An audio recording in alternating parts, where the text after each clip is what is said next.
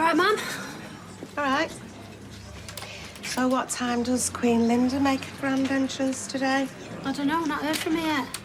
Thought she might have a couple of brawny blokes to carry around on one of them sedan chairs. Is that one of them with a potty in it? No, it's sort of a small carriage on sticks, actually. It's very fancy, very French originally. Thank you, Captain Mansplain. I could just see her on one of them. She'd proper fancy herself. Anyway, don't forget she's picking Joseph up from school. The talk of the street. Talk of the street. The talk of the street. Talk of the street. The talk of the street. Talk of the street. The talk of the street. Talk of the street.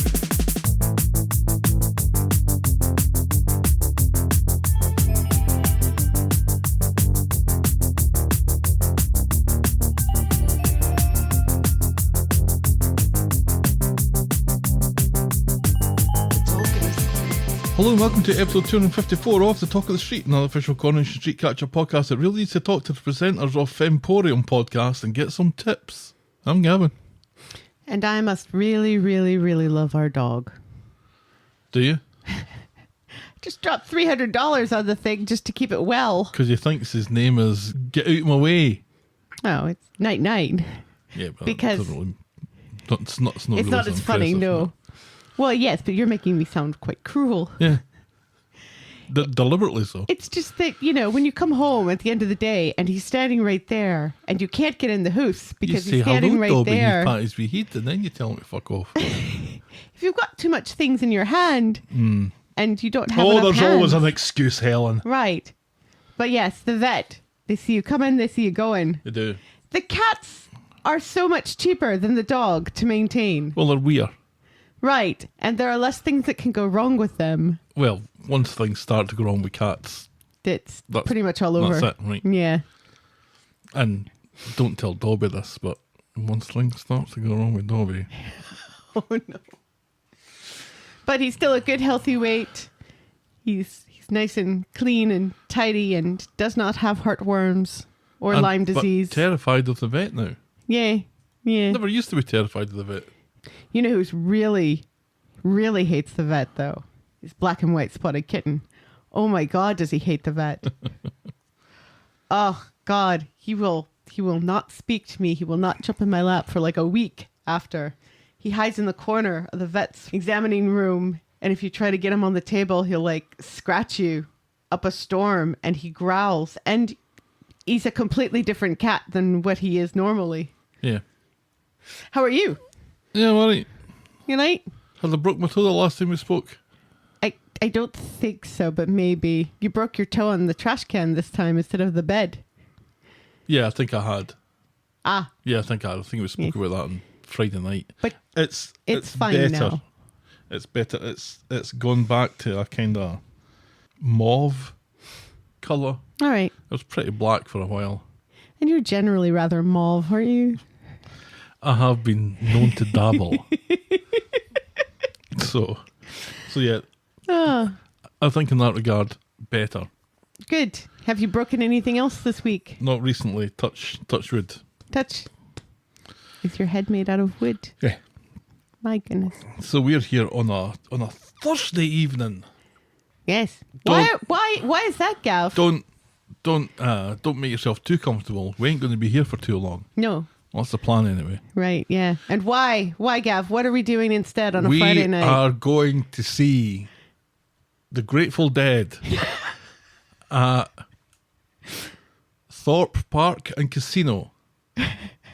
No, we're going to see, I think it's Foreigner, right? Yes, we're going to see Foreigner. In Battle Creek. In Kalamazoo. In Kalamazoo. It's the same place.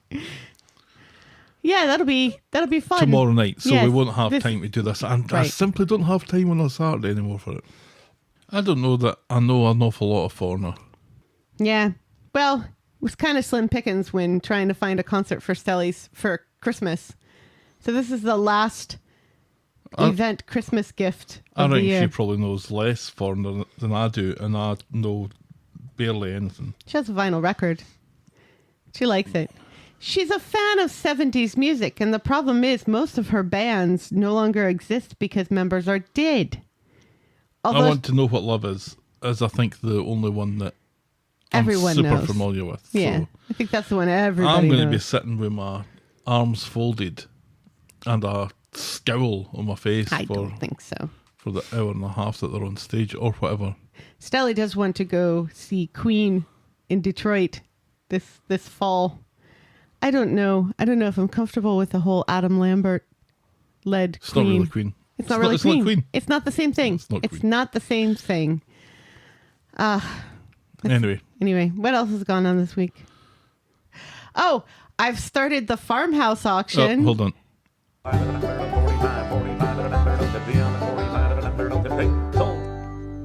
Auction talk.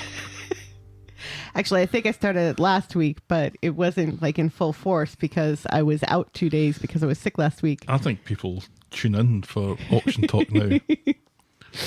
So one of the reasons why we're doing this farmhouse auction is we got all of this stuff from this old hardware store that had been like hanging on the walls and stuff. And we were expecting certain things, and we got those things for the man cave auction. For example, if you go to the man cave auction, you'll see on the front page, there's a bear trap that is currently at $180, I believe. That came from the hardware store. But along with the stuff we were expecting was a load of stuff we didn't expect that had been hanging on walls or stuck in the attic for decades and just covered with like 5 inches of dust. This is the unglamorous part of my job. Yeah, you mentioned this last week. Yeah. And included in that were, you know, things that made me feel like I was in that scene in Twister. Remember that scene in Twister when they're in the barn and there are all these like sharp objects hanging from the ceiling? And Helen Hunt said, "Who are these people?" And it's kind of a joke because, of course, they would go to, you know, shelter from a Twister in a barn with In a lot chandelier of factory. and a lot of sharp things that if they start flying around, they are going to be cut to ribbons, Right. including a set of 3 scythes that I was cataloging this week, and I posted on my personal Facebook. You know, this is what you get when you're clearing out the Grim Reaper's estate, and that got a lot of laughs. Now, you did post a little teaser Yes. on our Twitter about With- some of the things that you were going to talk about in auction talk this week, and Right. one of them looked to be a little doll of Pazuzu, the villain from The Exorcist, which I'm hoping you haven't brought home. I don't remember a doll, or is it the two people in the There's a Conestoga little, wagon? a little idol, a little headless idol that you'd brought back. Oh no, that's like this tall, Oh. and it's a headless bunny rabbit. So not the Assyrian and Babylonian demon No. Pazuzu. Well, that's good news. But it is a headless rabbit. And I posted that on my personal Facebook page saying, this is what happens when Mr. McGregor catches up with you. And that's hilarious as well.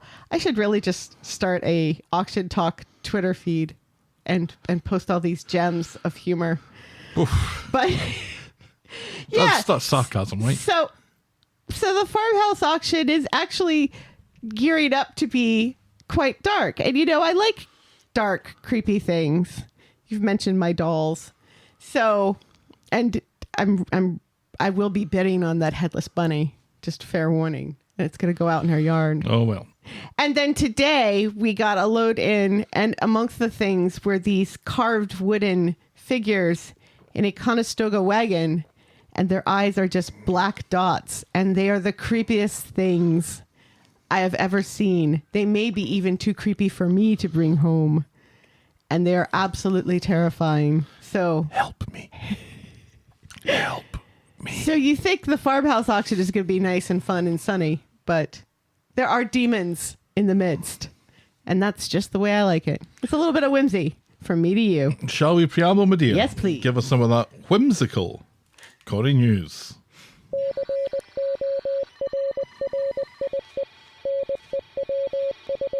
Hollyoaks actor Stephanie Davis will be swapping the Oaks for the street as she joins the cast of Corrie for a, do I want to call it a love triangle storyline? Every triangle is a love triangle if you love triangles.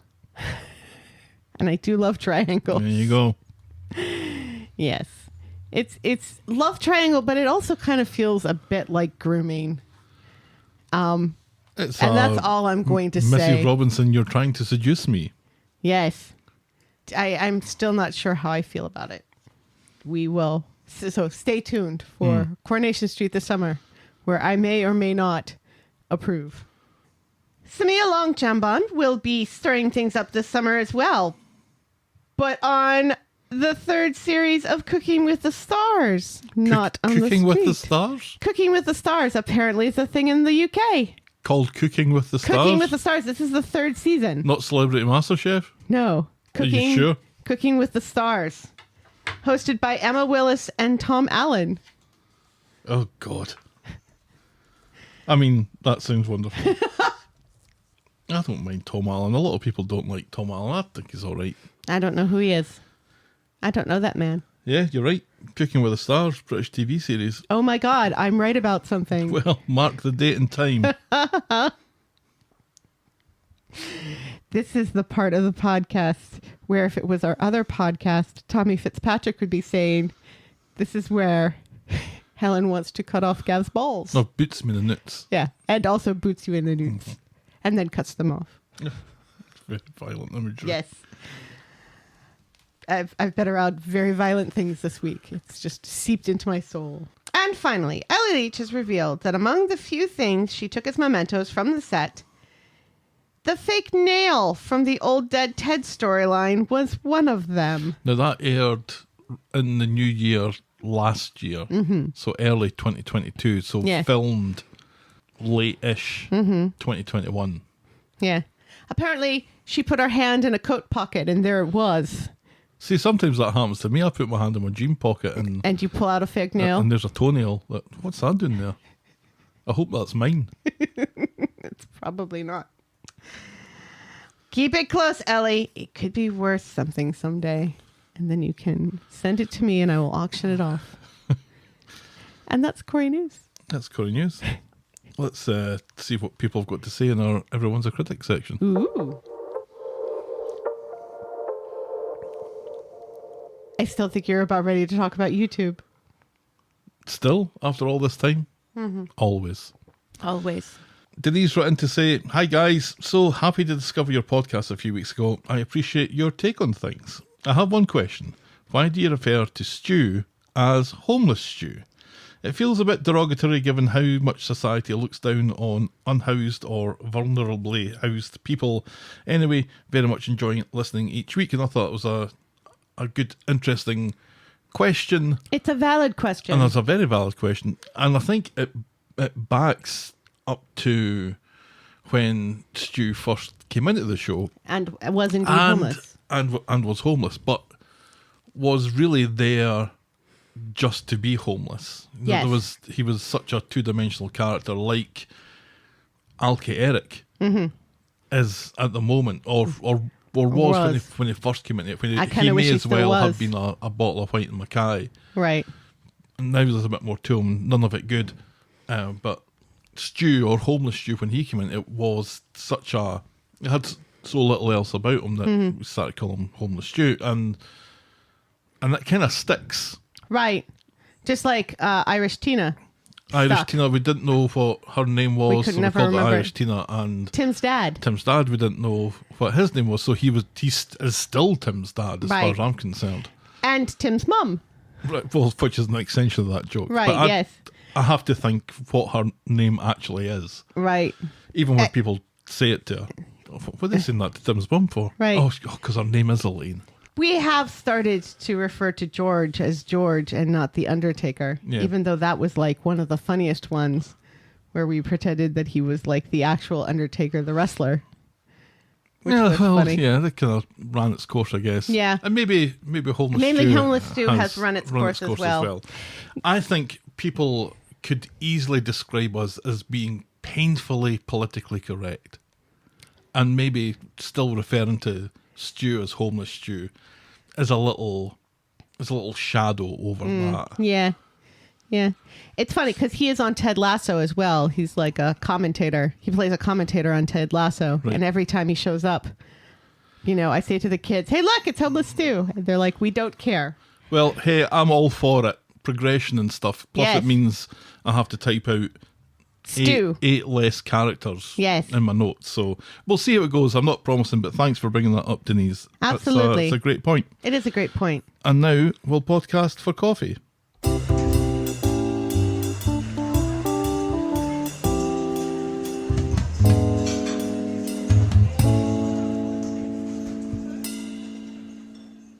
We're drinking our own coffees this week. I am drinking 3 cans of Canada Dry Zero Sugar, which How are you drinking 3 at cans? various stages of emptiness. Ah, that makes sense. You are Drinking orange juice. orange juice. Well, I'm out of cranberry juice and you forgot to buy me iced tea last week. Oh, I thought you had iced tea. Nope. Oh, well. Hail Menji. The Talk of the Street is and always will be free on your podcast provider and on YouTube's. Yay. Remember YouTube's? Yes, I do remember YouTube. But if you think our show is worth anything more than the time it takes to listen to it, and if you want to show your appreciation, you can buy us next week's coffee by going to ko-fi.com, that's ko-fi.com/The Talk of the Street, and we'll be very appreciative, won't we, Helen? Yes. And now, this.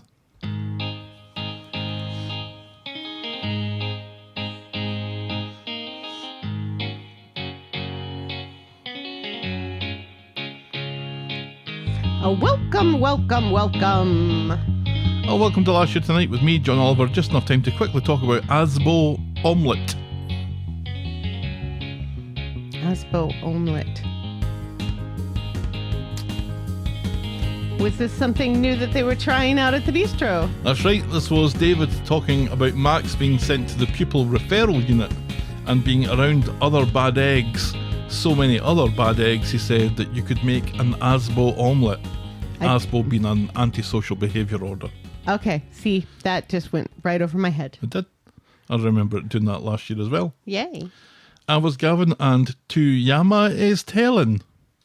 Oh, yes. This was when I was still deep in my Duolingo, which I haven't done in months. With mucho gusto. Yes. Well, mucho gusto means nice to meet you. So, not with mucho gusto. Not with lots of gusto. No. See, It means nice that's to meet me you. failing my Spanish O level. We were masked up to the hilt because I was just recovering from the COVID-19. Yes. Which wasn't as good as COVID-18, but never mind. Imran tempts fate by nipping to the office ahead of Alfie's naming ceremony as Elliot prepares to make some strong allegations. Fizz is nervous enough ahead of a dinner date with Phil with 2 L's and his friends, and she's sent rushing out of the restaurant when details of her past come up over the poppadoms. Uh-oh. It's a big week for Max as he discovers his fate from the judge for spiking Amy's drink and learns which school he'll be attending after being expelled from Weatherfield High. Daniel is encouraged to apply for the permanent teaching role at school, but issues with his family weigh heavy on his mind. Jacob's personal hygiene issues give Eileen the fright of her life.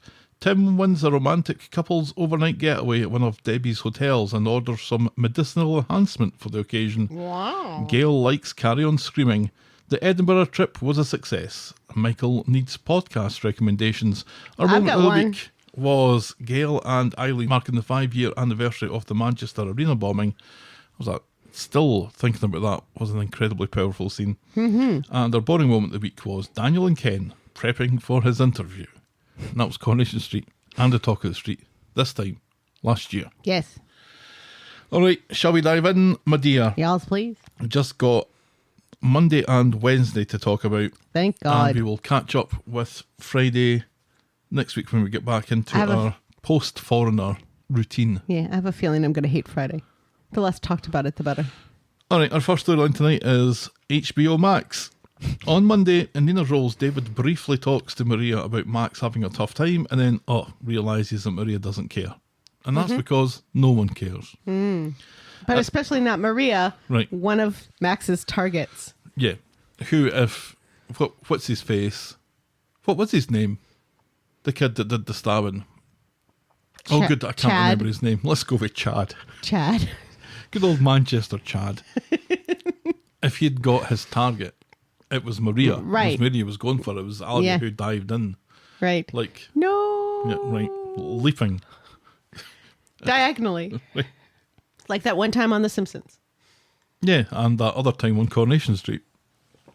Yes. Visiting a chatty Max talks about how someone was bullied with a sweaty sock pie because Max is in the young offenders in the Victorian era. David is concerned about how Max is dealing with the confined spaces, the constant tension and the noises, and Max immediately twigs that David has been speaking to Daniel. Yeah. Good job, David. He's not subtle, is he? As subtle as a brick, absolutely. And Max is rightly furious. This was supposed to be private. David says it was private. Daniel didn't show him it on purpose. He was just looking over his shoulder in the Rovers. And Max, thank God. Yeah. I don't think I've ever been on Max's side as much as I was at that moment. It was like excellent. He was doing it in public. Right. Fantastic. Yeah. Yeah, this doesn't cut any cheese for Max, and he storms off back to his cell. Back home, David tells Daniel that Max now doesn't trust either of them. And Daniel concludes that this is a sign that Max is struggling. David thinks that he's given up, his eyes are dead, and he's not going to last. And I'm still not sure what he's basing this on. Right. Got news for you, pal. That kid's eyes were dead before he went to jail. Yeah. During the whole racism thing, he was... Right. Yeah, he was very dead-eyed. Mm-hmm. Frighteningly so. But we'll get to this. But this whole... he's not going to last, he's given up pish. Just... is David really seeing this, or is David saying what he thinks he's seeing, or is David saying what he wants to see? Right. Because it's not what I'm looking at. No. Because this kid was sitting happily talking about sock pie. sweaty sock pies 5 seconds ago. I thought they were going to do a, I can't remember the name of that movie. With Olivia, what's her name? Not Coleman. When she baked the poo pie. The pie with poo in it. It was also a racism storyline. Yeah. So I was glad that it was just socks. I don't think it would be poo at 7:30 on a Monday night. Although people poo at any time of the day. Right. I poo all the time. You're pooing right now. Yeah. That's what that smell is. Just open my window here. So, back at the young offenders, Daniel holds Max back at the end of the lesson, which is happening more and more often. Yeah. Maybe stop doing that, Daniel. And gives Max yet another phone. And he tells Max to watch a message that's been recorded by David. So, in his cells, Max watches a video from David where David explains that he knows Max is at rock bottom and the only way is up, but he'll be home into a loving family soon. And he finally admits that Max was right to plead guilty. And I was like, oh, God, I forgot about that. David didn't want him to plead guilty. Yeah. Such an asshole. Yeah. On Wednesday, neither roles, David is suddenly worried that Max is going to do something to harm himself. Right. Like, yeah, all of like a sudden Aiden he did, brought Aiden up.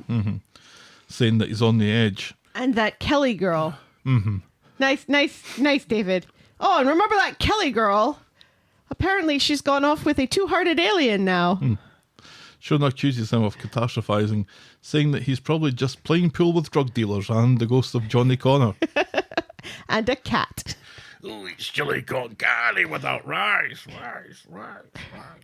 Ooh. Thank you. In the young offenders, Max returns David's phone to Daniel, who's disappointed to learn that Max didn't record a reply. He says that David will be worried and disappointed too. What do you Daniel. want from me? What do you want from me? He's just a kid. You're supposed to be good with kids. You're terrible with kids. It's really, really bad. Ugh. He tells Max that family is important and not to turn his back on them. So at visiting later, David is there and finally gets what he and Daniel wants, which is for Max to break and admit that he's not coping and he's not all right. Max tearfully correctly thinks that it's okay for him to not be okay because he did try and blow up the street after all and was kind of responsible for Alia getting stabbed. David tells him that he wasn't responsible because he'd been groomed.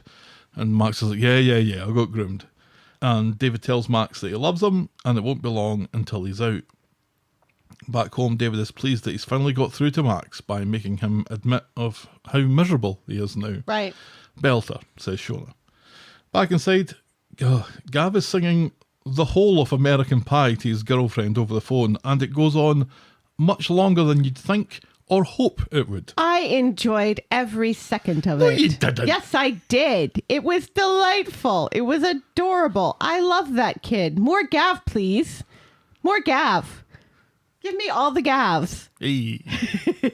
I got one. I need to add more to my collection. Oh, sure. I'm the same with guitars. Yes, you are. It seems that the girlfriend is dinging his calls.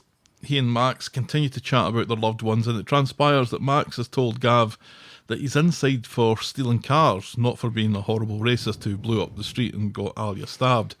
Gav, if I haven't mentioned it already, is a black gentleman. Yes. So maybe that's why Max is keeping And that to this is himself. kind of ridiculous because when Max first got there, like 3 guys walked up to him and said, "We know why you're in here," and stuff. This was a big deal. It was in the papers. It was in the on the news and stuff. And also, everybody inside knows what everybody else inside is in for. Yeah, and they can tell when you're lying. Right. Yeah. This is not something that is you may not want to talk about it, but everybody knows. Mm-hmm. This is not something. I mean, I've never been inside, but I have friends and family who have been inside, so I know this to be a fact. Everybody knows what everybody did. You know, so this is kind of. I mean, it's meant to be fictitious, but it's really fictitious. Yeah. It's not true to life. I kind of was hoping that Gav knew, and this is how, you know, and likes Max anyway, and is the teachable moment for, actually, I'm glad that none of this is true. No, seriously, you're talking, I was like, oof, no, I'm not liking the sound of this one little bit. Instead of a woman, the person who teaches a young white man a lesson is a black man. Right. Yeah. Which has happened before. The black man teaches the white man about racism. Yes. Mm-hmm. Yes. It's the Green Mile all over. Not the Green Mile, the Green Book all over again. The Green Mile was a very different movie. Yes, it was. There was a wee mouse in that. Yes, and it was a much better movie than the Green Book. I'm so frustrated with this, and if you didn't pick up on that, the fact that Max has been unquestionably down. Right. I would say that 90% of the people that are in similar institutions Right. are a little They're not bit down. happy to be there. None of them are kicking back watching season 1 of How I Met Your Mother on DVD. They're stuck in their cells on their own for long periods of time. And Right. they're probably, at best, bored. Right. And at worst, severely depressed. Right. So the fact that we've singled Max out here from all of them, that this is a kid that Daniel wants to reach out to, despite the fact he's pushed him downstairs and stuff like that. Well, that's why, isn't it? Well, it's one thing, but to go to the extent of, I think we've smuggled in 2 phones now. 3. 3 phones or a phone has been one was smuggled in and accidentally. out. It seems like we're going to a ridiculous length here for a kid who, at the start of this storyline, we're told is probably going to get out soon. Right. And the fact that they're not happy until he admits that he's struggling. Right. What happened to putting on a brave face? Right. Like, 'cause that's what he's doing. He's putting on a brave face. He's doing his time, and then he's going to get out. Right. I mean, it is good for him to talk about his feelings. Of course. It is good for him to talk about his feelings. But they need to let the child do it on his own terms and in his own time instead of forcing him to talk about his feelings. Right. The way Daniel was talking to him, have you recorded a response? Well, why not? It's like he's handed in his homework. Right. Yeah. It's ridiculous. So this contraband that I'm passing about this institution, have you recorded something on it? And the show seems to be just ignoring this fact. Yeah. I don't know. Am I meant to feel sorry for Max now? Yeah. Now I don't. Now that he's been crying? I don't feel sorry for him. No. We I shouldn't don't feel sorry for him. I feel a little bit of frustration and anger at David and Daniel for their continued efforts here. If anything, you know, it's nice that he is so self-aware as to admit, I am where I belong. I hate it. It sucks. I'm miserable, but I need to be here. You know? Yeah. Because let's remember the last young person who was in jail and admitted that she was miserable. She never thought she belonged there. No. Looking at you, Faye. So, at least it's a step in the right direction.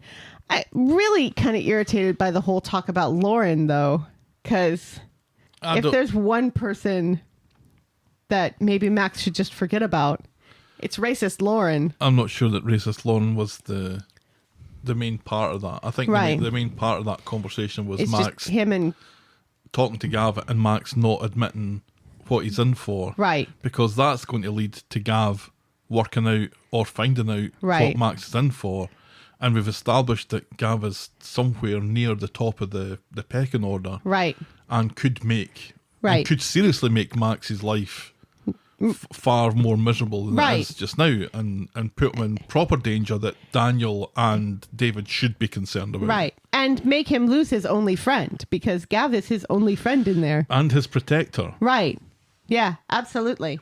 Absolutely. And I kind of feel that's probably where we're going, because Coronation Street in the 2020s likes jumping out of the frying pan into the fire a little bit. Yeah, David isn't worrying about Max anymore because Max cried during visiting. Mm-hmm.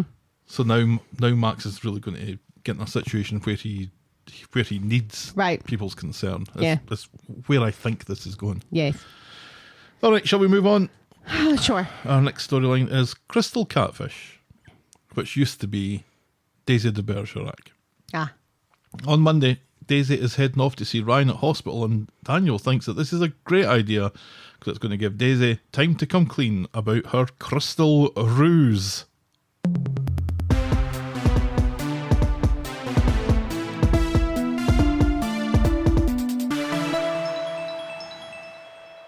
So at the hospital, Debbie and Ronnie are already there when Daisy arrives. Ryan is looking better, and Debbie and Ronnie give Daisy and Ryan some privacy. Ryan thanks Daisy for saving his life. Daisy apologises again for hurting his feelings and how she feels responsible for everything that's happened. But Ryan doesn't need her pity and asks her to keep it real, eh? He already has genuine friends like Crystal, who really cares for him. And really exists. And answers me sometimes. Right. But never calls me back. Yeah, about that, says Daisy, but he cuts her off and tells her to jog on. Back at the Rovers, Daisy serves Ronnie, and the conversation quickly turns to Ryan. Ronnie observes that there was tension between her and Ryan at the hospital. She explains about Ryan saying that he doesn't need her, and Ronnie thinks Daisy needs Ryan as much as the other way because of the things that they know that no one else will ever know, because they have this bond of being attacked by acid. By acid, right? So they know what each other have been through. Back at the hospital, Debbie tries to get deets from Ryan about Daisy, but he doesn't want to go into it and would rather forget all about her. Ryan apparently hasn't heard from Crystal for a while. Funny that. Back at the Rovers, Daisy admits that she couldn't kick Ryan anymore when he was down, so hasn't confessed. And when her phone pings, Daniel decides to mock her. Lovely stuff. Yes. Make it what crystal clear. What a great fiancé. The super stuff.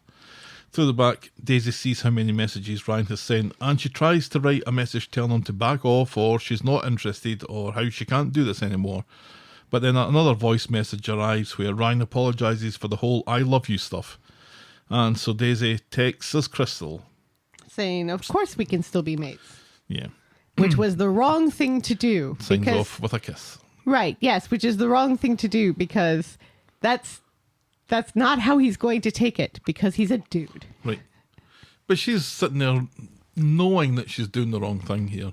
Now she definitely knows that she's doing the wrong thing, that she's perpetuating this for...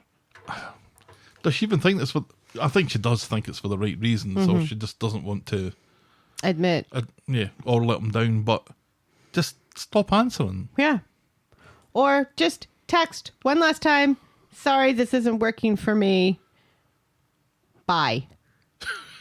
Have a nice life. That's great. Remind me never to fall out from you. On Wednesday, again, at hospital, Carla's back. Yay! All right, ball bags. All right, ball bags. All right, ball bags, says Carla. She's back, and with 200 duty-free Marlboro Light for him. Shocked to see that he's back in hospital with the sepsis. She's promised his mum, Michelle, I think her name was, that she won't let him out of her sight from now on. Now, let's get fired into these lovely ciggies, eh? Yes. And also, it's just hilarious. I promised your mom I wouldn't let you out of my sight. I don't know why she's not here, but I promised her I wouldn't let you out of my sight. I don't know why she's not here, but I'm going to draw attention to the fact that she's not here by mentioning her. Yes, twice. Later, Carla has seen that Ryan's mood lightens when he gets a text from Crystal. She and Ryan chat about Crystal, and Ryan thinks the relationship is going all right, but he's not counting his chickens just yet. Back in the Rovers, Carla chats with Daisy about Ryan and this Crystal character. Carla wants to know her story because Ryan is getting smitten, a bit too smitten for someone too far away. She doesn't want Crystal to hurt him, and Daisy says that that's unlikely to happen. Later, Daisy is sent to the bistro for change for the pub, but wouldn't you know it, it's a setup. Daniel has a table and 2 glasses and demands a phone-free date. Sure. And is reclining in the booth as if he is ready to just have sex right there in the bistro in front of everybody? Looks like it. Sure, whatever, says Daisy, and they clink glasses.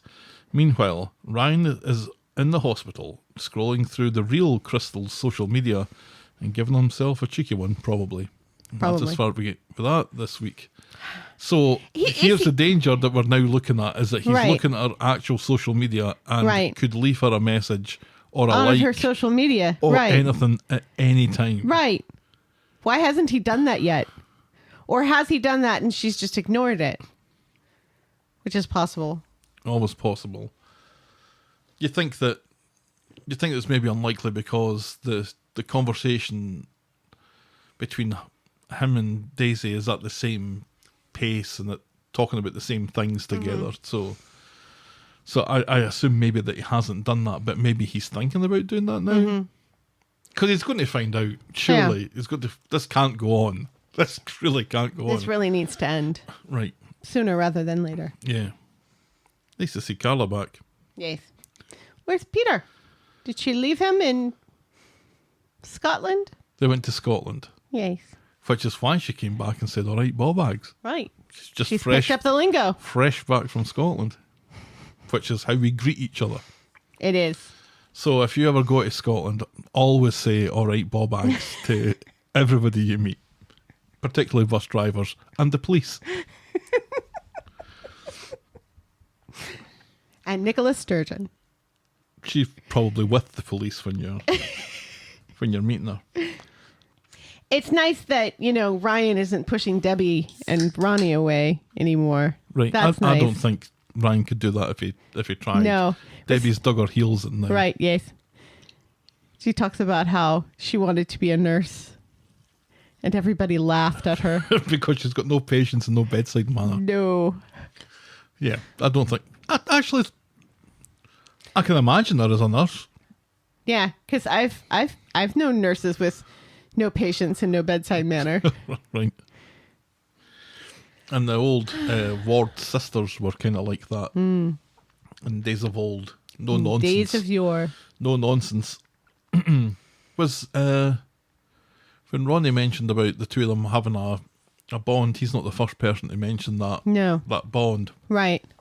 So we're getting a couple of hints dropped that this bond that exists between Daisy and Ryan that one could call codependence, I guess, if one wanted to.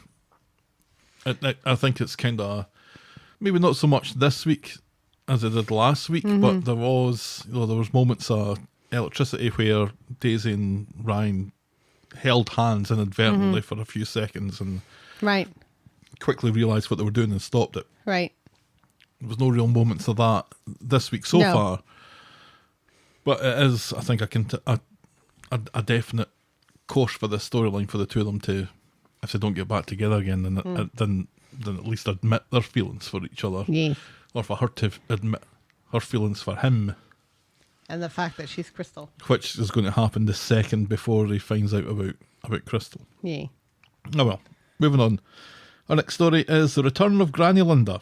Woohoo! She doesn't say all right ball bags when she comes in. She definitely she's doesn't far say that. too posh for that. All right ball bags is what she says. On Monday, in Nina's role, No, she says, all right, testicles. Scrotums. Right, but the testicles are in there, and testicles is much more funny than scrotum. Well, we'll put that up to the vote. Stickles. On Monday, in Nina's roles, Bernie is still in a bad mood about Granny Linda arriving today and is further pissed when Gemma announces that she's going to invite her round for tea. So later, Granny Linda's back after picking Joseph up from school. She's already helping out. Right, yeah. Because wasn't Bernie supposed to pick Joseph up Right, from school? yeah. But it's Granny Linda that does it. Right, yeah. Bernie So Bernie's nose is already out of joint here. Bernie pretends to be enchanted to see her again, but there's instant tension.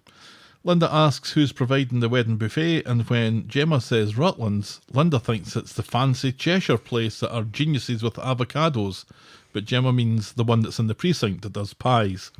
Linda offers to pay for the catering. Bernie thinks Linda's trying to buy love, but Gemma thinks it's a great idea. Mm-hmm.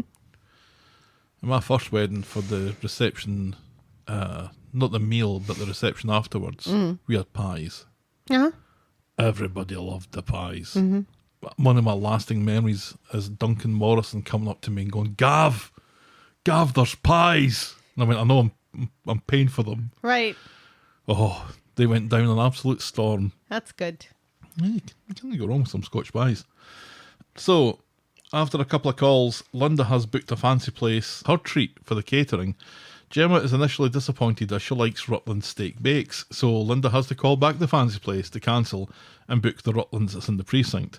That's a good deed done for the day, and Bernie immediately jumps on that, and even Gemma accuses Linda of thinking that they're a charity case, which Right, they yeah. absolutely are. Right. Saying, oh, well, that's my good deed for the day. That was not the right way to word that. Was it? Because that makes it seem like it's a good deed out of the kindness of your heart for charity and not, a gift to family. I suppose, but I think you'd have to really look at it to take offence at it. I think you're looking to be offended by that. It put my nose out of joint a little bit when she said it like that. Did it? Yeah. I didn't really mind. And even she admits that it was Yeah, she improperly says worded. you're reading too much into a clumsy figure of speech. Right. And then she fucks off for dinner with Izzy, well shot of the lot of them for the night. On Wednesday, Ches is heading out to work when Gemma bursts in to tell him that he needs to get his ginger arse down to the charity shop to pick up 2 suits that have come in. She's very keen to do this wedding on a shoestring with no charity apart from charity shops. Linda comes in later to see Ches and Joseph in unmatching suits that don't fit, that Ches says that they can tell people is ironic that we're deliberately trying to dress like And this. Chesney's is like a lounge suit from the 1970s. A tan, isn't it? A kind of dark tan. It's like It's jobby brown. That's what I would call it. It's like a rust brown. It kind of matches his hair. It's jobby brown. No, there's But- red in it. But Joseph's is black. Right, but it's got stripes in it. It's kind of pinstriped, but it's far too big for him. It doesn't fit him right. And let's agree that they don't match. No, they don't. I don't know if it's not helped by the fact that half of Joseph's shirt's tucked in and half of it isn't. Right. Or maybe that's just how it looks. But No, it was. They looked kind of appalling. Linda offers to buy them suits that match each other and are decent. And Chesney draws her breath. Oh no, we can't. Not after Gemma had a fit about the whole catering thing. But Joseph thinks it's a fabulous idea and just calls Chesney mean. All right, just don't tell Gemma.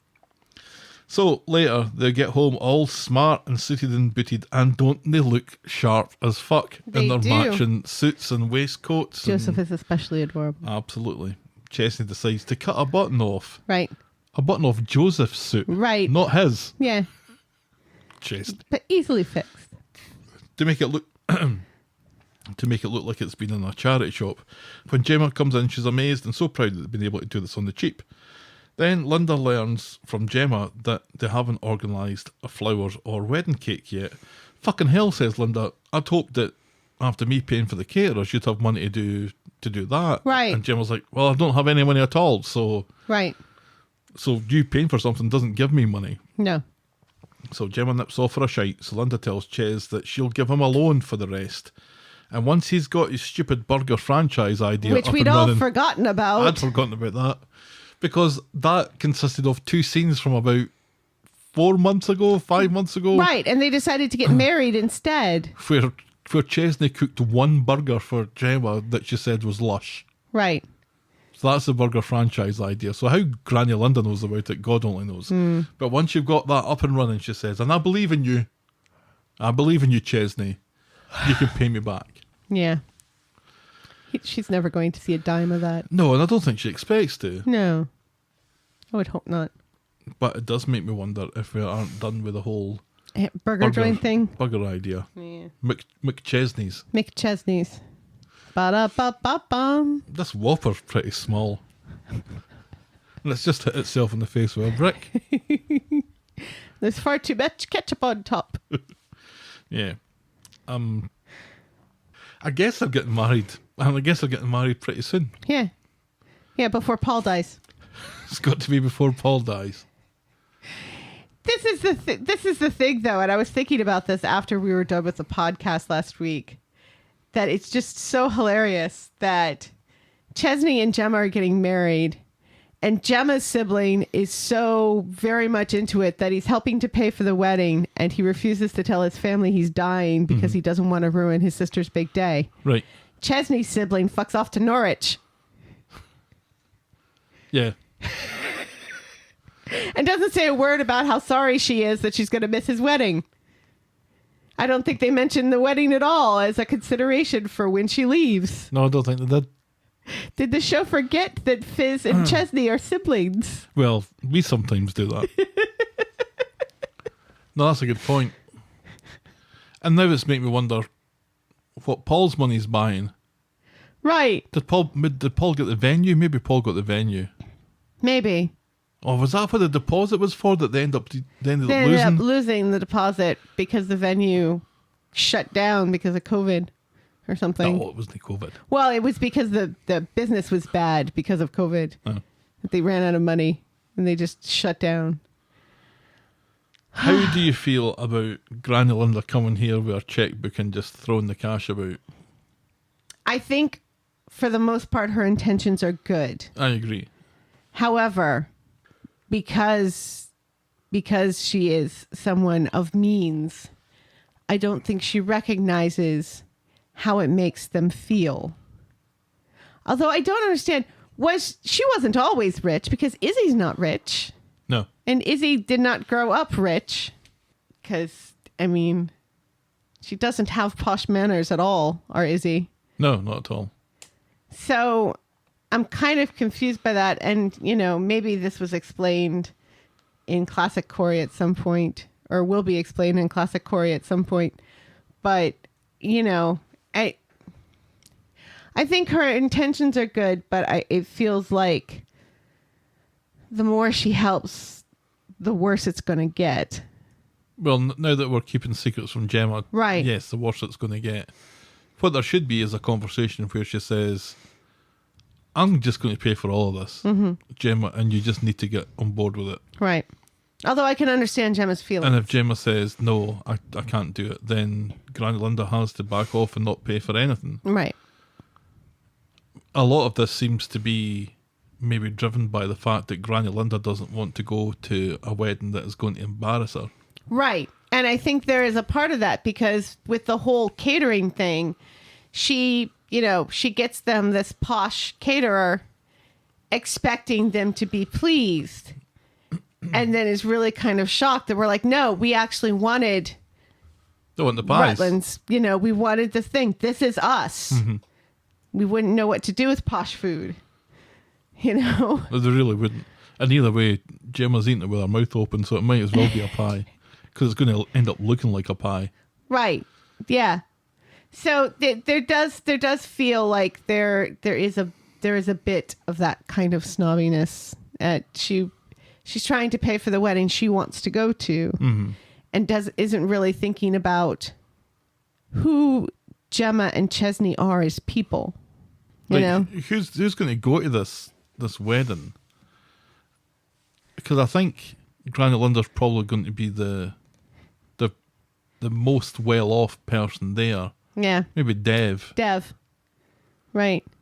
But Dev's money, as we get reminded of occasionally, is getting pushed into keeping Asha's photographs off porn websites. Right. Still.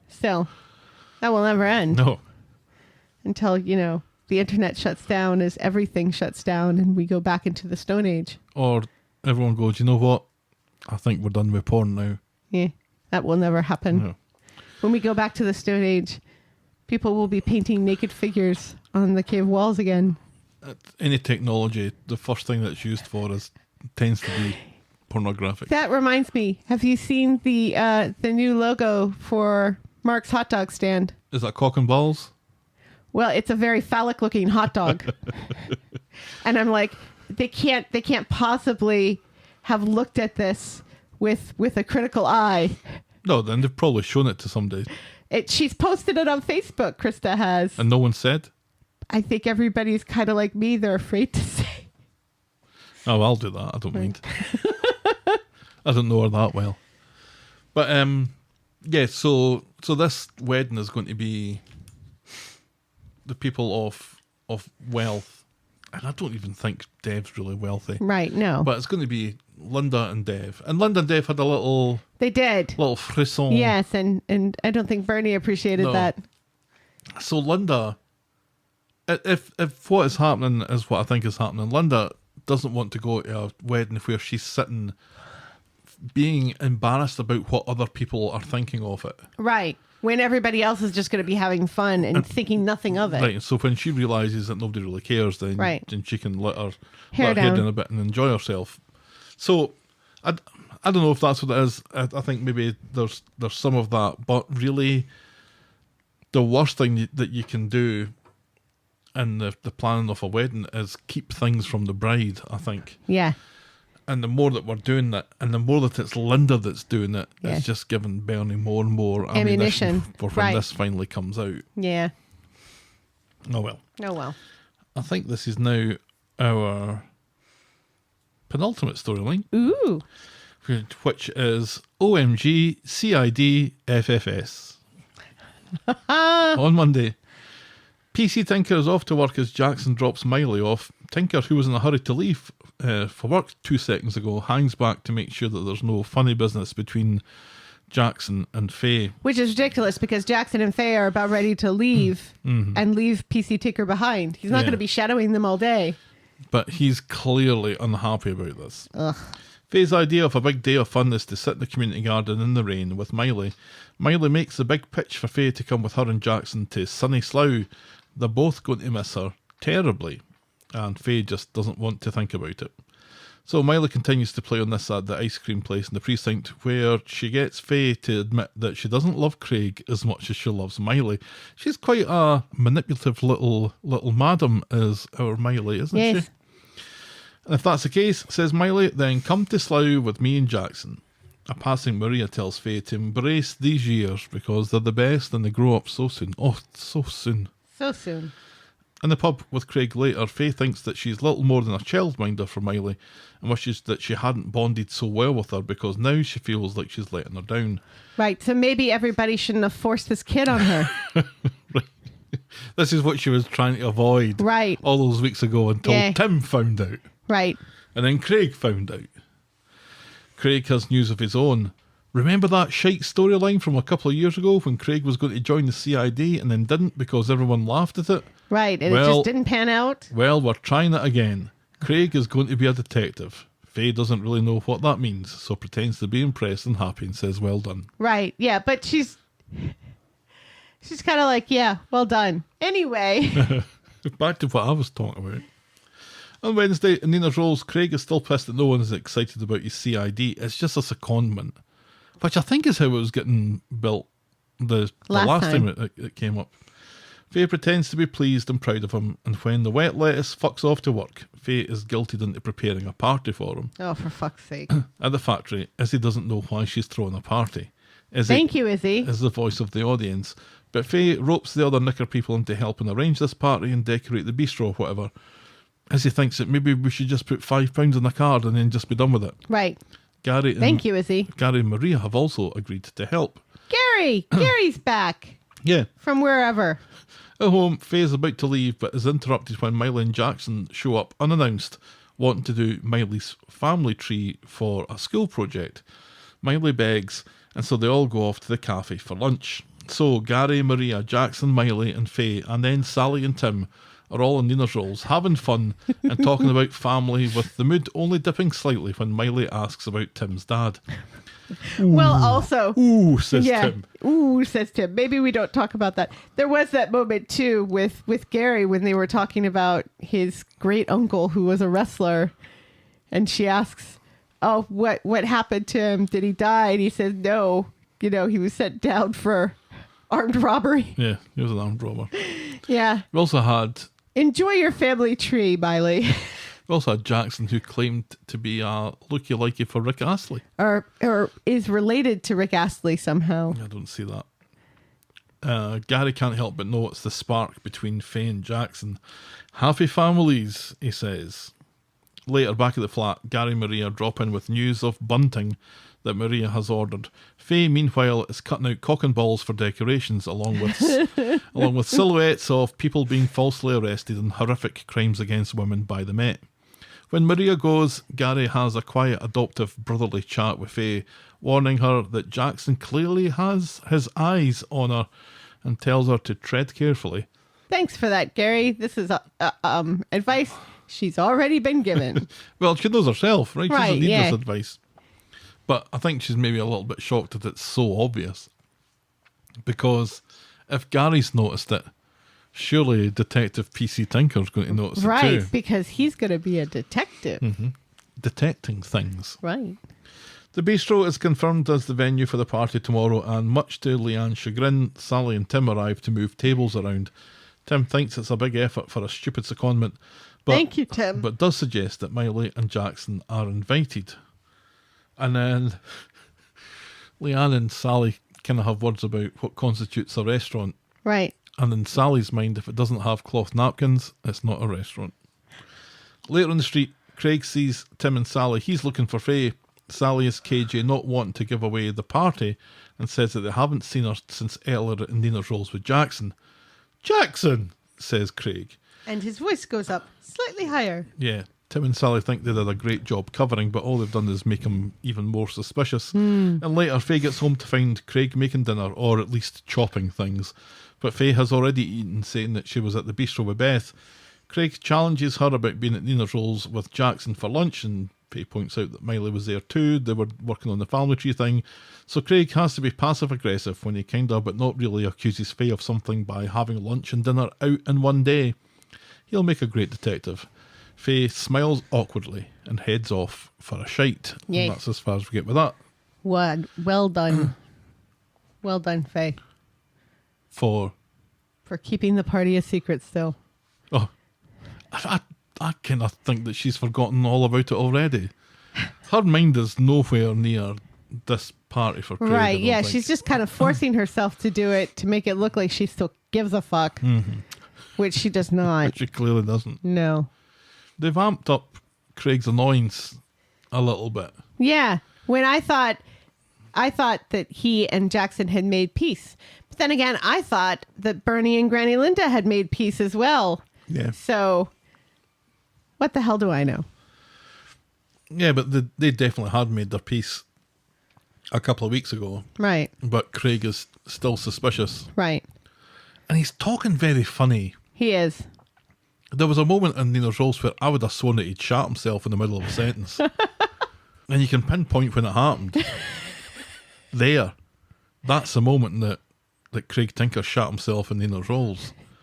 Because he's talking about how it's his dream. Right. His dream is to be a CID detective.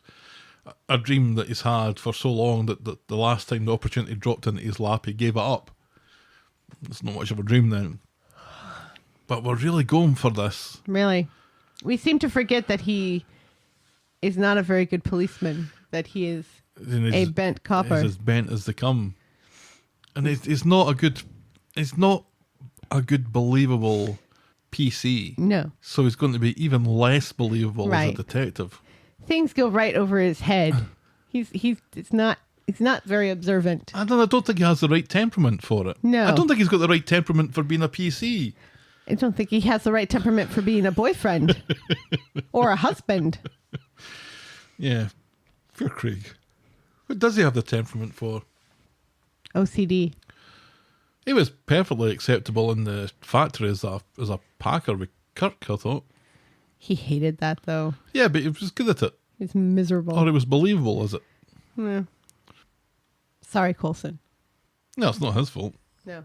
It's not his fault the way his character's written. I do wonder if It is his fault that he doesn't know how to say Talladega, though. I'll blame the parents. I'm wondering how we're getting to the point where either Craig finds out that Faye still has or has established feelings for Jackson in a very short period of time, it has to be said. But I guess when you have the and little then family remember, together, she maybe. was kind of mad at him for being a dick and like going behind her back and everything. Has she forgotten all of that already? What was the point of all of that if we're just going to forget about it immediately? And those little moments this week kind of portrayed a fairly negative side of Miley's personality.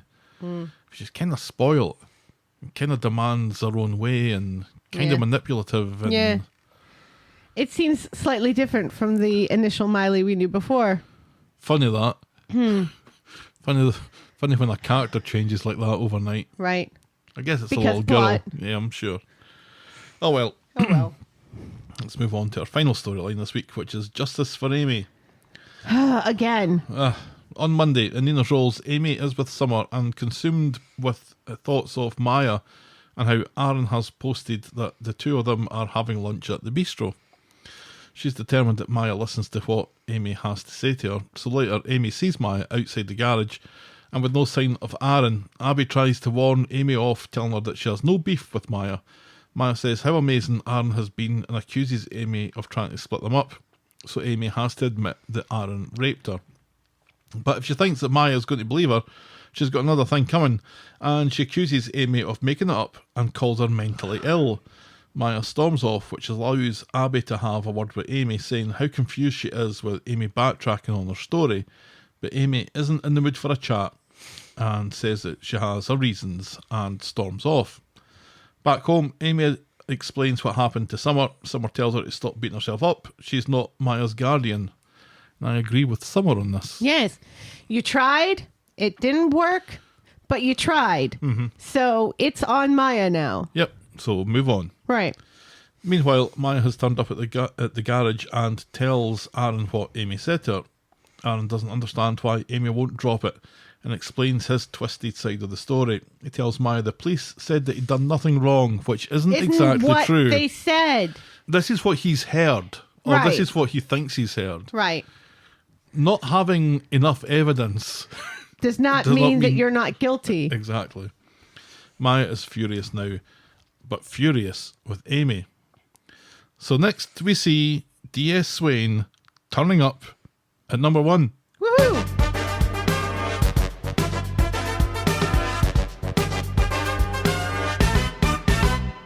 Now that's a good detective. That's Swain. She has a complaint against Amy for harassment of Mia. Steve and Tracy are outraged, but Amy tells Swain what she did, and she was only trying to help. Swain believes Amy, but warns Amy to stay clear of Mia in future. That's the end of Swain. That is the Swain. So, Amy storms off to shout at Aaron instead, and in front of Abby, Amy makes her accusations again, and Aaron denies them, saying that they're never going to agree, so let's agree to disagree. Yeah. Yeah, about rape. Yes, I don't agree to that, says Amy. He says that they need to move on. You raped me, Amy tells Aaron, and your mechanic is a rapist, Amy tells Abby. And I can't exactly move on from this until you admit what you did to me. Right. And even then, it's going to stick with me for the rest of my life. Back home again, and Amy is putting all this negative energy into something positive by writing about her experience. Summer approves, calling it good therapy. Tracy wants to track down Mia's parents. Steve wants to smash Aaron's face in. Oh, decisions. Next, Why not both? Next, Abby calls round. Tracy calling her the rapist's fairy godmother. That was good. So Abby and Amy sit down and chat about it. Abby says that she believes Aaron genuinely believes that he did nothing wrong. So Amy explains exactly what happened and says it was horrendous when people thought that she'd been raped, so that's why she backtracked. Abby can understand an awful lot of what Amy's explaining. And at the end, Abby believes Amy and confirms what we all knew, that she saw Aaron as a Seb substitute that she could do the right thing by, and Amy accepts her apology. Later, on his way out, Steve casts a look over what Amy wrote about her rape and reckons if it helped, then she should post it, and she should post it far and wide. So that's what Amy does. Meanwhile, Aaron and Mia meet at the Rovers, and Mia is determined to clear Aaron's name and put a stop to this shite. On Wednesday, Summer arrives early at number 1, which makes Daniel uncomfortable. Yeah, that was really awkward, the Daniel and Summer in the same room thing. It was like, oh yeah, remember when that happened? I just want to, with the whole Abby thing, I thought it was really interesting, you know, because she's crying. Abby is crying through an awful lot of this. And she says something to Amy about how, you know, in her younger years, you know, there was an awful lot of, you know, going out and getting, you know, and being drunk and crazy and stuff, you know, and you don't really think about it. And it feels almost as if, you know, another thing other than the whole substitute thing is that Abby is pushing back the realization that some of those incidents in her youth that she just kind of skated over in her mind was actually her being raped. Yeah, and I reckon that if you're a woman and you're a heroin addict, that's probably happening. I don't know if it's happening regularly, but I bet you it's happening frequently. Mm-hmm. Yeah. And yeah, I guess that was a side of it that maybe we hadn't considered. Right. And it's very valid. Yeah, absolutely. Because it really is is it the message or the messenger or the way that the message has been delivered? But either way, it's all hitting home for Abby. There's no question in her mind now. Yeah, and, you know, and she was backing the wrong horse, and and maybe not for the right reasons or anything like that. But now that the truth has been explained to her fairly clearly, then there's no debate about it. No. So, anyway, Summer's bumped into Daniel and it's hilarious. It is. But as he leaves, Amy, Summer and Daisy talk about Amy's article, which has, of course, gone viral. Leanne has obviously seen the article and she storms to the garage where Tyrone and Abby have also seen the article and have talked about little else. Leanne demands that they get rid of Aaron, and when Aaron shows up for work, he seems oblivious, like he hasn't read the article, but of course he has read the article. Right, yeah. And he just calls it lies. Why are you guys all upset about this? It's all lies. That doesn't wash with Tyrone, who tells Aaron to collect his jotters. He's out of here. Yay! At the cab office, Tim hasn't read the article, but Sally's read it to him. Steve also hasn't read it. It's all too real for him. Tim points out all the shenanigans that have gone on over the years and reminds Steve that things work out and they sort themselves out sometimes, and he references Faye because she was in jail not so long ago. Remember that? Remember that? Yes, we do remember that. Remember when my daughter was in jail? Yeah. Well, she's all right now. Yeah. Now she's getting married to a copper. Oh, life. Oh, life. Meanwhile, Aaron has stormed off to the precinct where his alcoholic father meets him. They choose to meet here rather than at Eric's house because they don't have a set for Eric's house and probably never will. No. Eric is furious to learn that Aaron has quit at the garage and has read the article and has put two and two together. Eric is going to take action on this. So he goes round to number 1 to badmouth Amy and to warn her that he's spoken to his solicitor, thanks Nan, and she'll be getting a letter this afternoon, which Amy gets, and it demands that she takes the post down or they'll sue. But Amy doesn't want to take the article down, and Steve backs her up. Oddly, we don't learn that there's a time-sensitive issue attached to this. It's just take it down. Right, yeah, because initially there was no time-sensitive issue. There's no time-sensitive issue until the other side decides there's a time-sensitive issue. Right.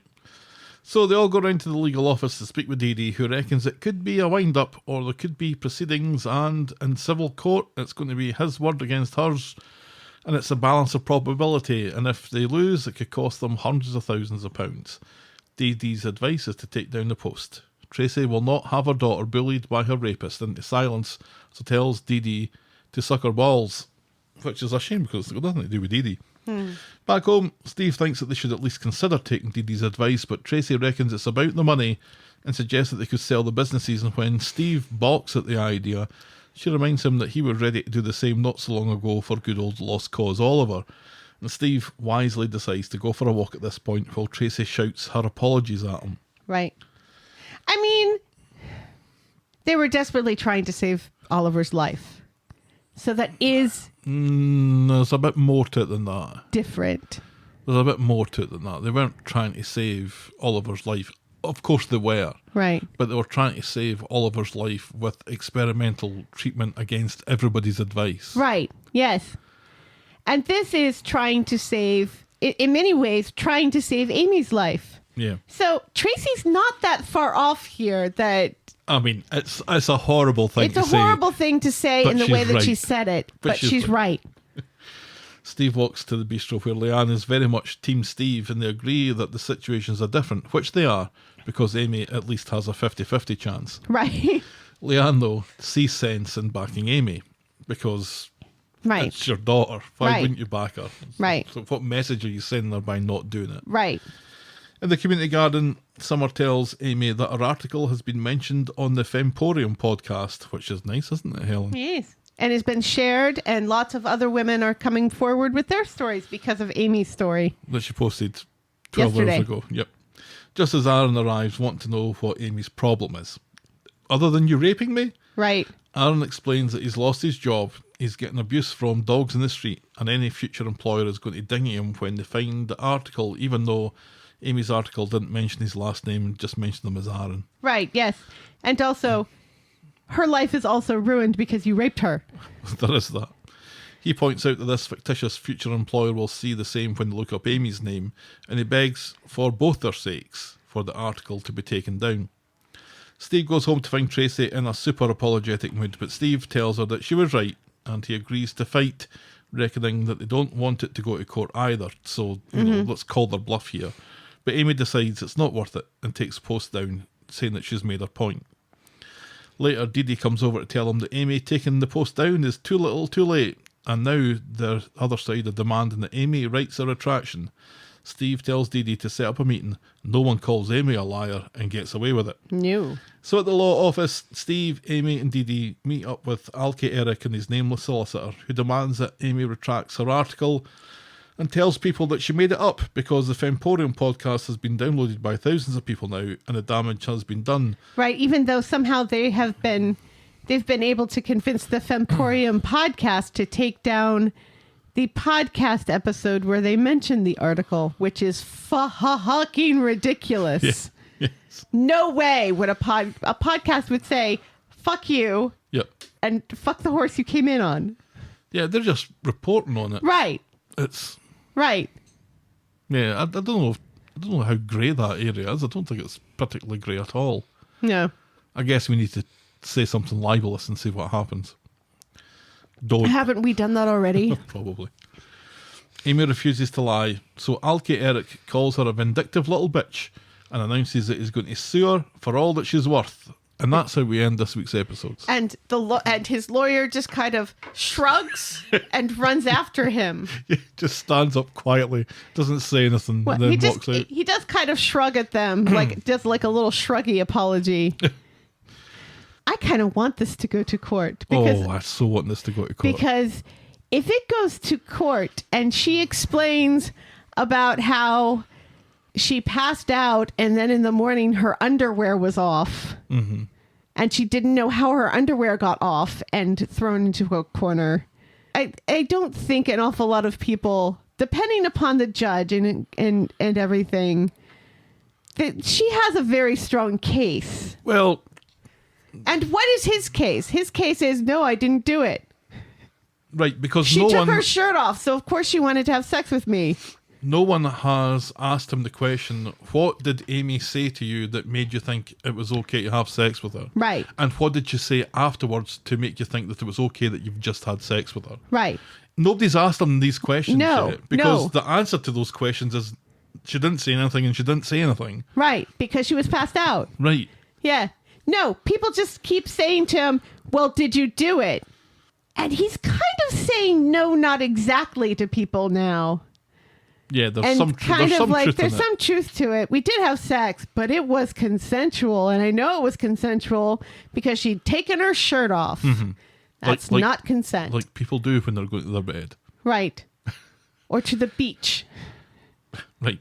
Or to take a shower. Or to scratch the rockster. Sometimes I take my shirt off to do that. Sometimes you really want to get in there. Oh. Oh, coochie coo.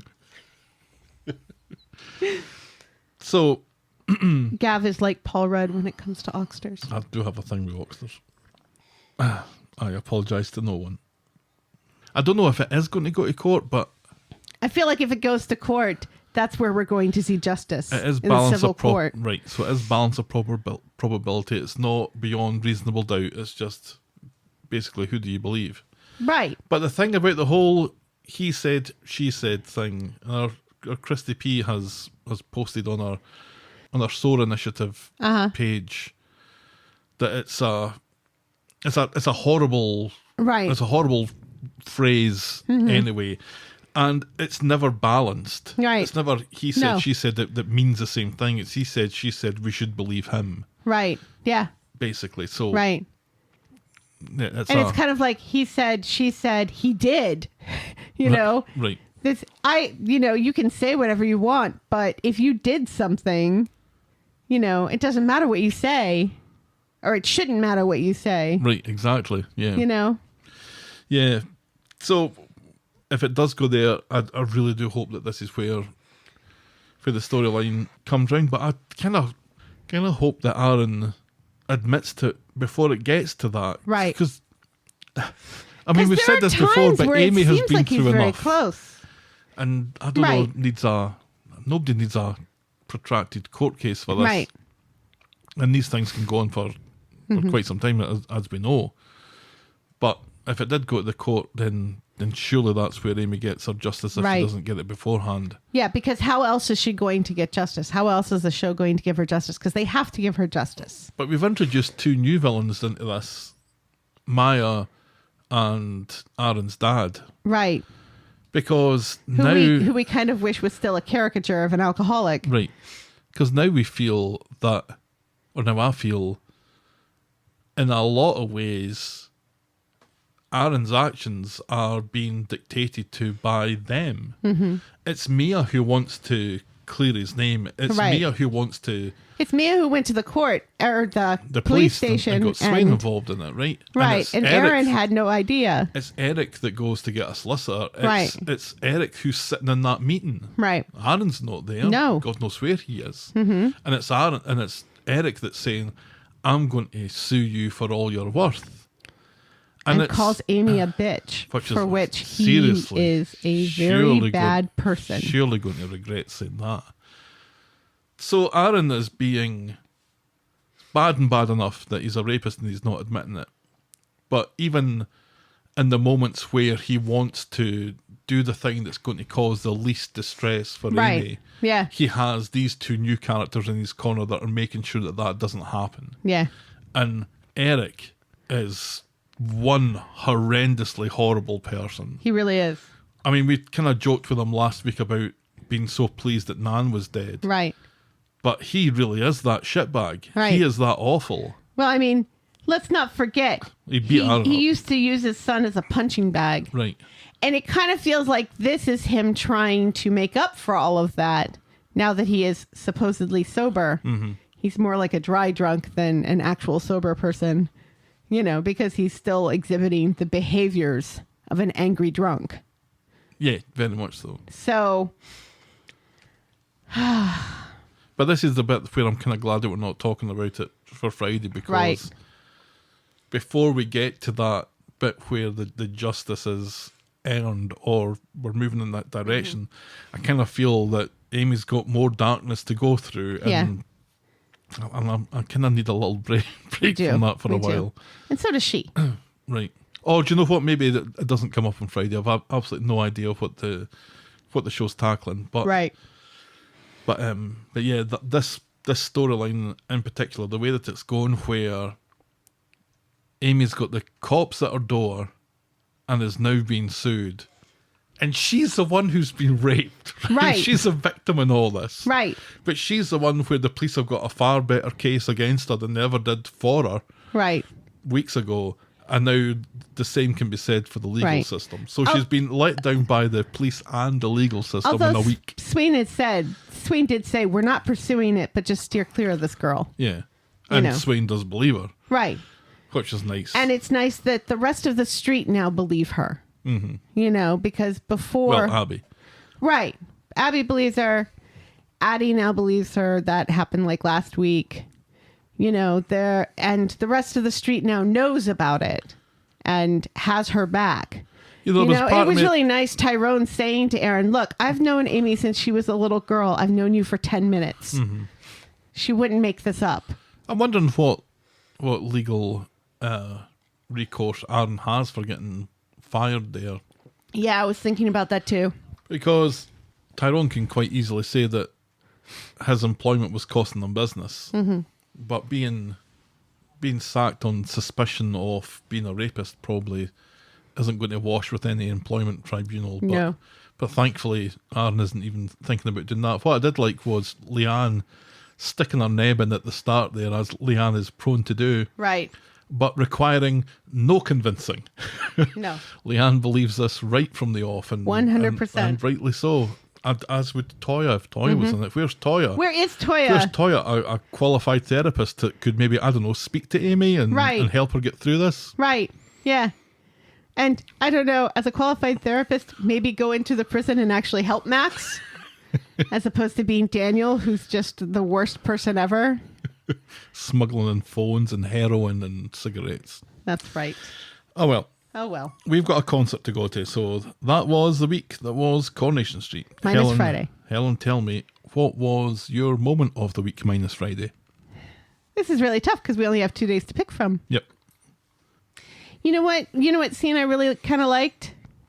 The scene in Nina's Rolls where the whole family is helping Miley with her family tree. And we get Gary talking about the uncle who's gone to prison, and we get Jackson, who's related to Rick Astley somehow. No, he isn't. And the less said about Tim's dad, the better. It was just kind of nice to see like all of Miley's family kind of surrounding her in that scene. And you're like, oh yeah, that's right. Gary and Faye are related. They're by siblingness. Adoptive brother and sister. Right, yeah. So the Windass side of the family doesn't even really count. They seem to get through it very quickly. Miley said, right, that's the Windass side done. Right. Well, really, we don't know. How far back are you going here? We don't know what they covered before we hit that scene. They were probably there for quite some time. Or we saw it all. And I don't know. What do you think? I can live with that. Do you have a scene that you really liked? I mean, the Amy and Abby scene together was good, but I feel like we've given moment of the week to that kind of scene, right, a few times. And I have a feeling we'll be giving Amy moment of the week again sometime very soon. And also, I really don't want to. This is not a storyline I want to praise at all, especially at this point. Fair enough. The family scene that Nina rolls with the Ancestry.com or whatever. That is our moment of the week. Moment of the week. Except Friday. Except Your Friday. boring moment of the week except Friday? Daniel referenced something this week, and I can't remember what it was. It was a piece of literature. He did. Do you remember what it was? I do not. But I just kind of rolled my eyes at that and said, well, there's boring moment of the week right there. Well, if we can't remember what it was, then we need to pick something else. You know what scene I really kind of did like with Daniel this week? When Gav came up to him and said, and thanked him, you know, and everything, and Daniel treated him like he was being sarcastic. Don't be sarcastic, Gavin. And he says, I wasn't. I was being genuine. And Daniel's like, oh. Yeah, I love that as well. Yeah, that was a great scene. That was... More Gav, please. It wasn't moment of the week. No. But it was But it was good great. Scene. Oh, God. What did Daniel reference? It was a Greek philosopher, wasn't it? Oh, I can't remember. I can't remember. Do you know, was it maybe Carla mentioning too many times how she's promised to keep an eye on Ryan for his mother? Right. Because in consecutive scenes she mentioned it. Right, Just she to did. make sure that nobody missed it. Right. And that everybody missed Michelle. Nobody misses Michelle. Fine. Fair enough. That'll do it. How are we giving Carla boring moment of the week? All right, ball bags. That's it. Boring moment of the week. Well, I think that just about wraps it up for this shortened week then. We've shaved like 20 minutes off. It always kind of works out that way. Do you think we could convince her to say all right, ball bags in like a little clip, like the whole Dollywood thing? Do you think Alison King would be up for that? If Alison King was to send me a clip of her saying, all right, ball bags, it would make my year. You would die a happy man. Alison, if you're listening. That would be incredible. It would be incredible. There are people in the cast who listen to us, so word will get back to her. Well, I don't know now that Charlie's left. No, other people do listen. The writers listen to us. Maybe not enough, but, they do listen. Anyway, if you have a clip of Alison King saying, all right, ball bags, here's how you can get in touch with us and tell us about it. We're the talkofthestreet@gmail.com, and we're at Corrie Podcast on Twitter, Facebook and Instagram. You can shout me and Helen a coffee by heading to ko-fi.com. That's ko-fi.com/the talk of the street. Check out the clicky section of boggle.co.uk for links to our merch store and YouTube channel. And if you're so inclined, please leave a rating and a review on the iTunes or your podcast provider of choice. Thanks for making it to the end of another episode. Thank you. And we'll be back at our usual time next week. Yes. With an extended Talk of the Street. Talk of the Street. Cheerio. Bye.